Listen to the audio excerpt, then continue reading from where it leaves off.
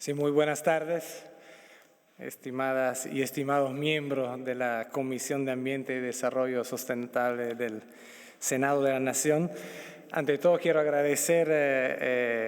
la invitación de la presidenta senadora Gladys González,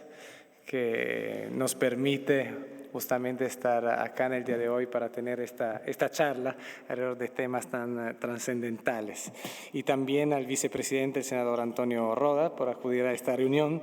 y a la senadora Vega también, que nos acompaña acá, y a las colegas del PNUD que están también en el día de hoy.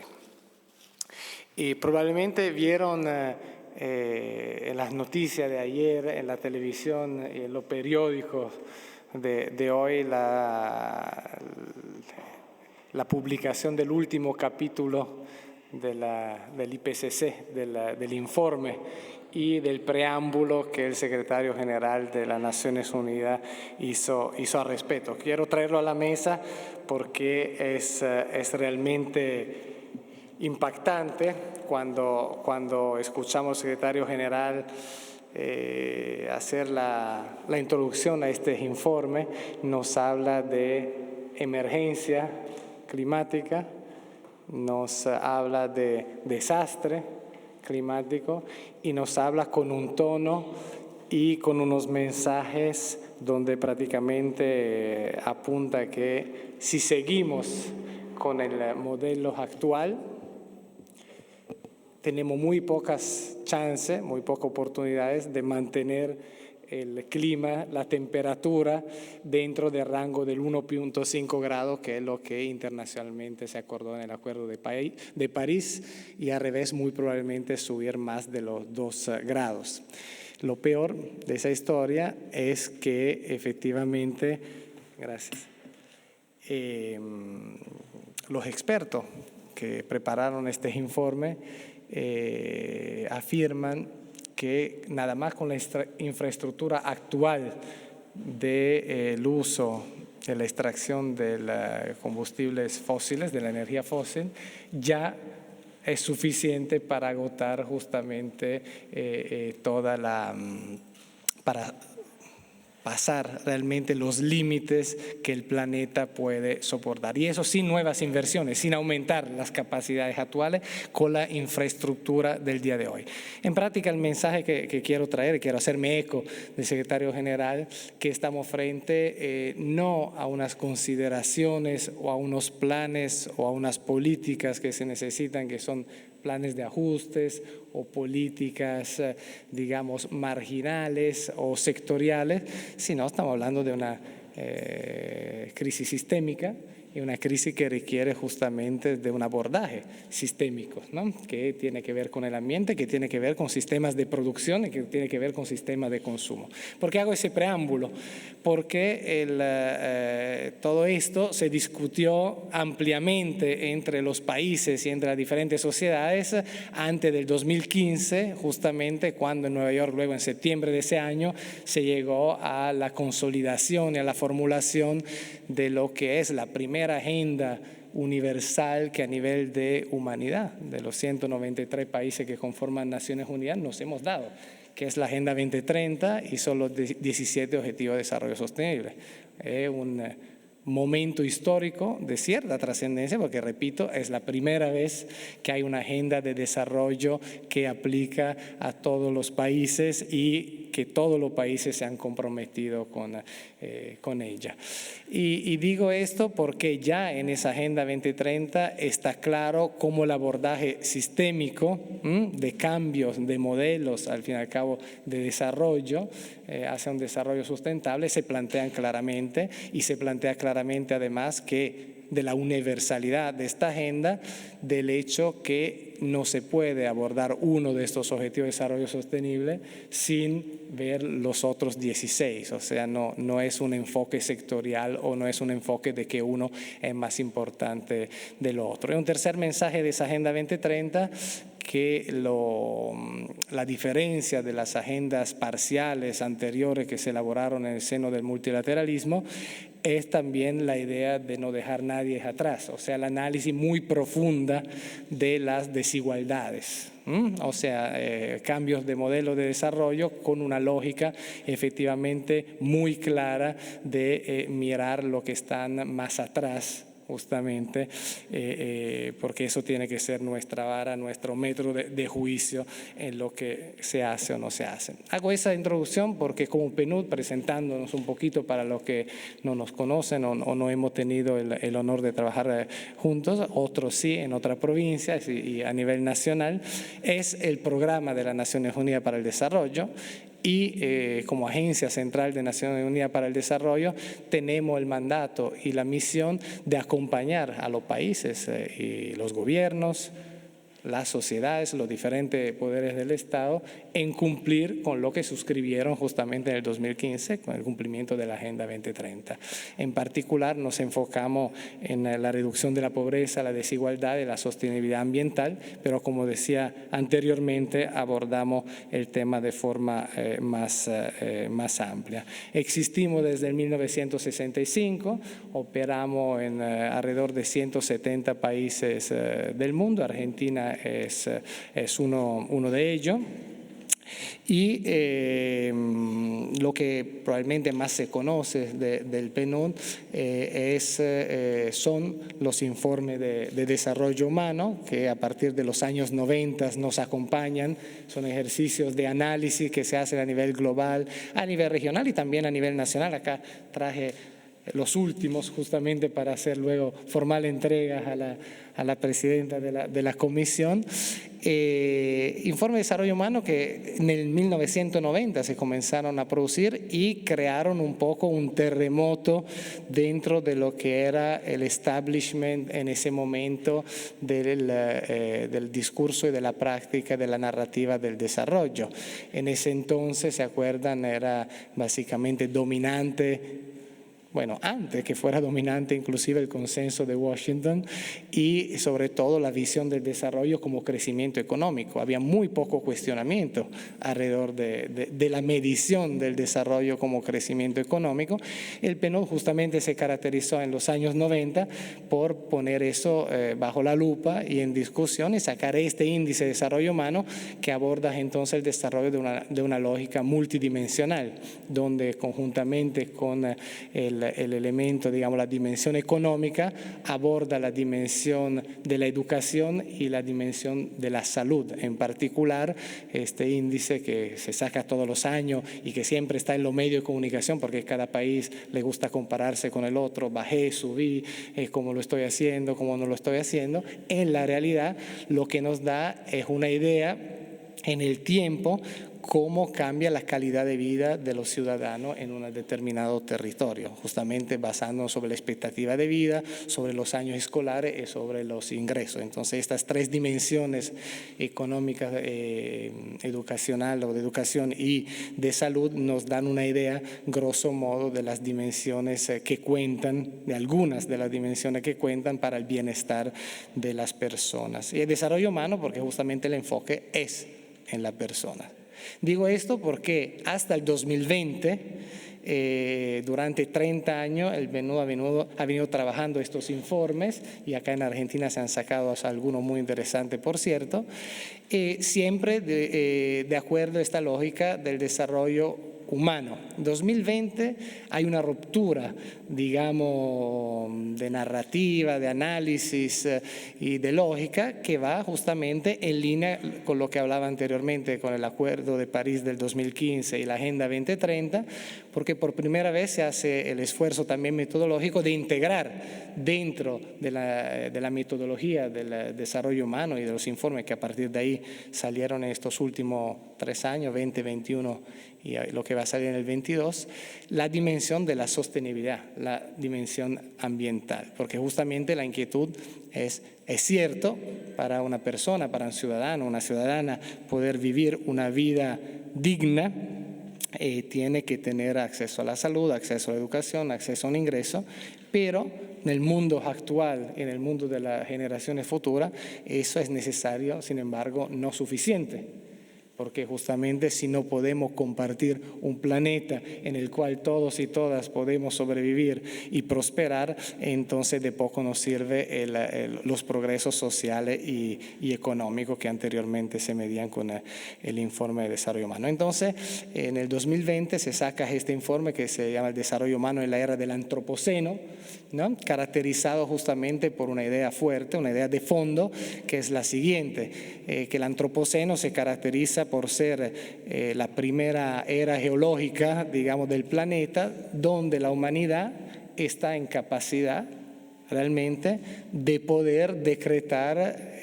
su propia fin, ¿no? Nunca anteriormente en la historia del planeta la humanidad había tenido esa capacidad tecnológica, esa capacidad realmente de poder determinar una situación de contaminación, de subida de la temperatura y de emisiones de CO2 y de otras sustancias que lentamente, pero ni tan lentamente y progresivamente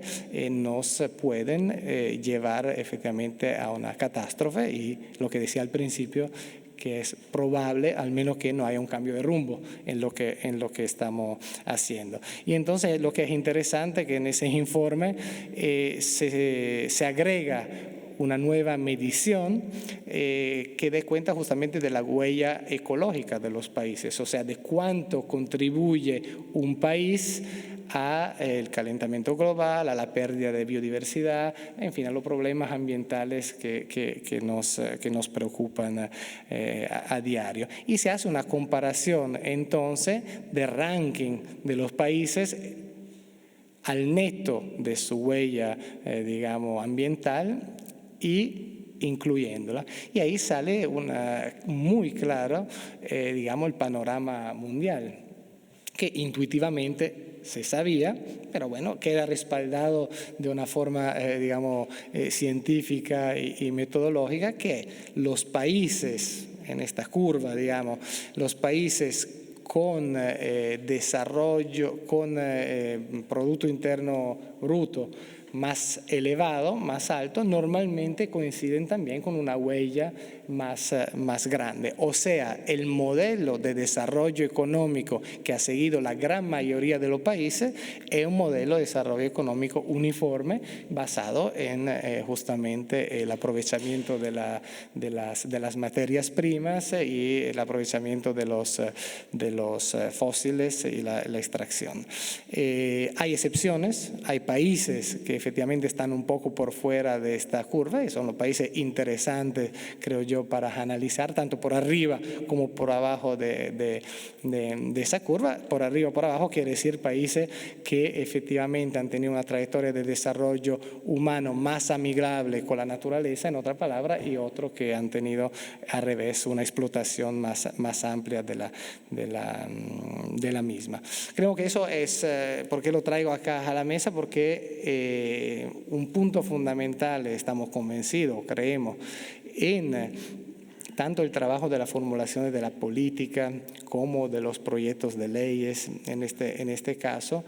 tiene que ser la evidencia, tienen que ser los datos, tiene que ser el análisis. Entonces quise comenzar justamente esta intervención con los informes de desarrollo humano y con estas consideraciones más metodológicas, porque una parte importante de nuestro esfuerzo es justamente el trabajo diario en ARA en pos de poder tener análisis concretos, confiables, neutrales, efectivamente, sobre temáticas que nos interesan a todo el mundo, tanto a nivel global como a nivel nacional, como a nivel de las provincias y a nivel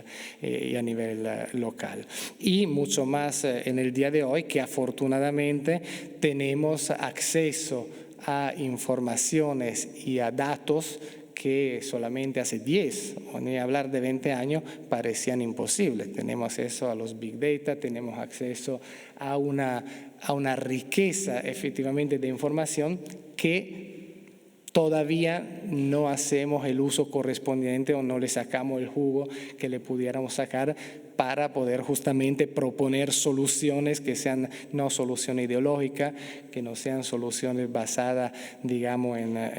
solamente en ideas, sino basadas en hechos y basadas en una posible medición de progreso o de avance en un segundo momento. Entonces, para los cambios sistémicos, nosotros abogamos efectivamente, en primer lugar, en ahondar y hacemos varias asociaciones acá en la Argentina también, partenariado en este sentido. Le cuento que acá en Argentina el PNUD está desde el 1987, o sea, ¿cuántos años serán estos? 87, 90... 30, menos de 40 años, o sea, en el 65 comenzó a existir en el mundo. Acá en el 87 en la Argentina existe, digamos, una ley que crea el PNUD acá en la Argentina. En el curso de estos años nos hemos caracterizado, se han caracterizado los colegas que acá me precedieron también, algunos de los cuales siguen trabajando desde hace muchos años con mucho compromiso, en abordar una serie de esferas, de áreas de trabajo, creo, muy centrales para el desarrollo del país. Una clave es la gobernanza, la gobernabilidad democrática. Justamente ahora con la celebración de los 40 años creo que es un tema de particular relevancia para el país, de particular relevancia para la región, que justamente debido, y eso es otro de los informes que luego voy a entregar de desarrollo humano regional en este caso, una región que si analizamos los últimos 40 años ha venido teniendo una trayectoria de desarrollo de bajo crecimiento económico o crecimientos desiguales y altas desigualdades, lo que es una trampa, como llamamos nosotros desde el PNUD, la trampa del bajo crecimiento y de las altas desigualdades, porque históricamente eso puede ser un caldo, puede constituir unas bases justamente también que van a erosionar procesos democráticos en los países. Entonces hacemos muy claramente relacionamiento entre las desigualdades y el bienestar y justamente los procesos democráticos. Entonces un área de trabajo es la gobernanza, otra área es la parte del desarrollo inclusivo, un poco haciéndonos eco del no dejar nadie atrás, o sea, abogamos para efectivamente aquellas políticas y aquellos programas, aquellas iniciativas que sí van en pos de la competitividad y del crecimiento económico, pero no de cualquier crecimiento económico, sino un crecimiento económico que efectivamente incluya y permita a las personas de aprovecharse de este crecimiento y no que vaya a aumentar los coeficientes de Gini o las desigualdades dentro de la sociedad. Entonces es una posición, digamos, no neutral en ese sentido, tiene una posición, creo, ética inclusive y de fondo del PNUD. Una tercera área donde trabajamos es justamente la que nos reúne hoy, y luego Maru va a entrar más en el detalle de una iniciativa muy interesante que lanzamos el año pasado y que estamos siguiendo durante este año, es el área de ambiente, el área de la sostenibilidad, ¿no? Y donde ahí nos abogamos, yo creo, de lleno en lo que es la agenda de nuestro tiempo, que es la del cambio climático, tanto en la parte de la mitigación del cambio climático como la parte de la adaptación al cambio climático. Ustedes conocen perfectamente uno de los temas de fondo, de debate, de discordia que existe a nivel mundial, y de lo cual Argentina obviamente es parte, que es el tema de las responsabilidades compartidas pero diferenciadas, o sea, países, en función de lo que decía anteriormente del informe de desarrollo humano sobre el antropoceno, países que más han contribuido y están contribuyendo al problema son los países justamente más desarrollados, con los productos internos brutos más elevados, los que más más contaminan, y entonces hay todo un debate internacional sobre cuál es el precio que tienen que pagar, las compensaciones que tienen que pagar estos países. Eso se conecta al tema de la deuda internacional, el tema de la justicia justamente internacional, el multilateralismo. Es un tema realmente muy espinoso que caracteriza todas las COPs año tras año. Claro está que los países que típicamente, con pocas excepciones, pero que típicamente han contribuido, están contribuyendo menos, son los que más se perjudican por su posición geográfica y por su nivel de pobreza relativa o de desigualdades. Me explico, países que están más expuestos a los eventos extremos, un caso yo creo clásico está en esta región, que es el Caribe. Los países del Caribe son de los países que efectivamente más se perjudican por el cambio climático y que definitivamente menos contribuyen al problema. Y dentro de los países, y Argentina no es una excepción en este caso, donde no todos los sectores de la población se ven perjudicados de la misma forma, sino los sectores en desventaja, más vulnerables, son definitivamente dentro de los países los que se llevan la parte peor del cambio climático. Y por eso lo que decía, una agenda fundamental para nosotros que apoyamos a diferentes niveles del Ejecutivo y en las provincias especialmente y con la sociedad civil, es la adaptación al cambio climático, porque para un país como Argentina la adaptación al cambio climático es vital. Y por adaptación al cambio climático entendemos todas aquellas medidas que pueden ayudar a los diferentes sectores económicos de un país y la población a hacer frente a un cambio que sí existe, a tomar nota de este cambio y a poner en marcha las medidas necesarias justamente para hacer frente a eso, o sea, lo que nosotros en jerga llamamos aumentar la resiliencia del país y de la ciudadanía frente a los eventos extremos. Entonces, esa es un área, digamos, dentro de la sostenibilidad que nos ocupa diariamente. Trabajamos con el Gabinete de Cambio Climático, trabajamos con diferentes, digamos, instituciones del Estado todos los días en esta agenda. Otra es la biodiversidad. Argentina es un país que se caracteriza por ser uno de los países con una de las biodiversidades más importantes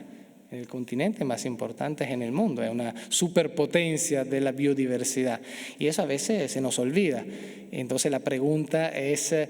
¿qué hacer para no perder esa biodiversidad? ¿Cuál es la riqueza que implica esa biodiversidad, ¿no? ¿Qué aporta realmente a un país? Entonces, ¿cómo defenderla y cómo realmente adecuar los modelos de desarrollo de varios tipos dentro del país, desde la construcción de vivienda hacia la industrial y otras, que sean respetuosas de la biodiversidad y que puedan efectivamente ir mano de la mano con la preservación de esta gran riqueza que tiene el país. Y también en ámbito ambiental nos hacemos eco y ayudamos a la Argentina y los diferentes países en el cumplimiento de una serie de acuerdos internacionales sobre contaminantes, especialmente contaminantes químicos y contaminantes justamente que tienen un nivel de peligro muy elevado y por lo cual existen una serie de acuerdos y convenciones internacionales donde nosotros entonces prestamos nuestra asistencia técnica para poder cumplir con lo mismo. En todo esto, una particular importancia va al trabajo de género. O sea, estas tres áreas que le contaba un poquito, nosotros la trabajamos con mucha fuerza desde una perspectiva de la equidad de género y de las diversidades, o sea, le llamamos la transversalización de género. Entonces, impulsamos en todos los programas, en toda la política, inclusive en los proyectos de leyes donde estamos involucrados como asistencia técnica, una visión muy clara, una visión, una abogacía realmente hacia la equidad de género, porque es una agenda transversal. Estamos convencidos que en todos y todas tenemos que estar impulsando si queremos tener un desarrollo humano en términos reales. Terminaría esto para no aburrirle demasiado, diciéndole que el trabajo con el legislativo, con los congresos, es algo que como PNUD a nivel global, a nivel regional y a nivel de Argentina también está en nuestras cuerdas. Es algo que se ha venido inclusive haciendo en el curso de los años desde diferentes ángulos según las necesidades. Nosotros siempre nos adaptamos obviamente a las prioridades y a las necesidades nacionales y locales. En algunos casos el PNUD vino apoyando verdaderos programas de modernización de los poderes legislativos, especialmente en países de Centroamérica, después de los conflictos y en situaciones, digamos, de particular necesidad, programas grandes de modernización. En otro caso, ha venido apoyando el trabajo de comisiones específicas dentro de la lógica justamente de la misión nuestra del ámbito del desarrollo, con asesoramientos técnicos justamente, ¿no?, basado en estudio, basado en análisis, que se ponen a disposición de los y las legisladoras. En otro caso, apoyado en verdaderos diálogos también entre las partes en temas particularmente álgidos o particularmente complicados, donde sin embargo se hace necesario superar las matices, digamos, de las oposiciones políticas, porque son temas que por su naturaleza estructural, digamos, son importantes para el desarrollo de un determinado país. Y por último, pero creo importante también, la cooperación sur-sur o sur-norte también, o sea, favoreciendo mucho los intercambios entre los parlamentos, entre las comisiones, inclusive en diferentes países, porque estos son problemas que se repiten, obviamente no son únicos, ¿no?, ni de la Argentina ni de cualquier otro país, y muchas veces realmente hemos visto y hemos tocado con mano que igual de importante o más importante que la asistencia técnica y, digamos, y el apoyo que se da es realmente poner en contacto y organizar intercambios sustantivos e importantes con otros colegas de otras realidades, que a veces abren un poquito la mente, abren un poquito los horizontes, y viceversa, uno puede contribuir al desarrollo legislativo en esos países. Entonces, eso para decirle justamente que nuestro interés también de trabajar con esta comisión, de contribuir en lo que ustedes piensen necesario. Nosotros obviamente estamos a total disposición y realmente me interesaría aprovechar, ¿no?, de esta oportunidad para también escuchar y saber cuáles son las prioridades, dónde pudiera haber un involucramiento, si eso tiene sentido o menos, y en cuál declinación, en cuál aspecto de lo que le mencionaba o en otro inclusive. Yo sé que una de los temas donde justamente las colegas y los colegas del PNUD acá en Argentina han venido trabajando en los últimos años es la ley de humedales, ¿no?, donde obviamente Jacamaro, que está al otro lado de la mesa, tiene todos los antecedentes y todos los detalles, y estamos a disposición de seguir de pleno en una temática de tanta relevancia, tan importante, y ampliar también nuestra cartera de apoyo. Así que sin más, agradecerles otra vez la oportunidad de estar acá con todas y todos ustedes, y cuenten con nosotros y a la orden en poder apoyar y aportar nuestro granito de arena realmente en el gran trabajo que hacen ustedes diariamente en pos del país. Gracias. Muchas gracias a vos, Claudio.